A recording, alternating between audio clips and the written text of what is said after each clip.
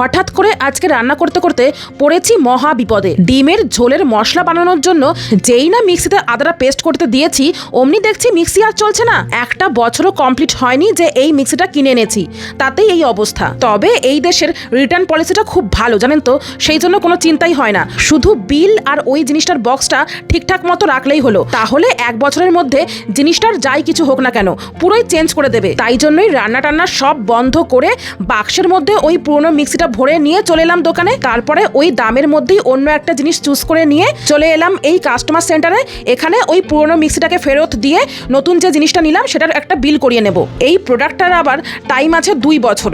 আজকে থেকে 2 বছরের মধ্যে যাই কিছু হোক না কেন আবার চেঞ্জ করতে পারবো। এই যে এই কফি গ্রাইন্ডারটাই পছন্দ হলো, তাই নিয়ে এলাম। দেখা যাক এইটা এবারে কতদিন চলে। তবে এই দেশের এই একটা সুবিধার জন্য এখানে জিনিসপত্র কিনতে কোনো ভয় লাগে না, কারণ টাইমের মধ্যে কিছু অসুবিধা হলেই তো এক্সচেঞ্জ করে দেবে। অনেক সময় তো কোনো জিনিসের ওপর লাইফ টাইম এক্সচেঞ্জ গ্যারান্টিও থাকে। মানে এখানে কোনো জিনিস চেঞ্জ করার সময় মনে কোনো আশঙ্কা থাকে না যে আদৌ কি এটা চেঞ্জ করে দেবে এইসব নিয়ে, কারণ এই দেশের একটা নিয়ম হলো কাস্টমারের সুবিধাটা সবার আগে দেখা।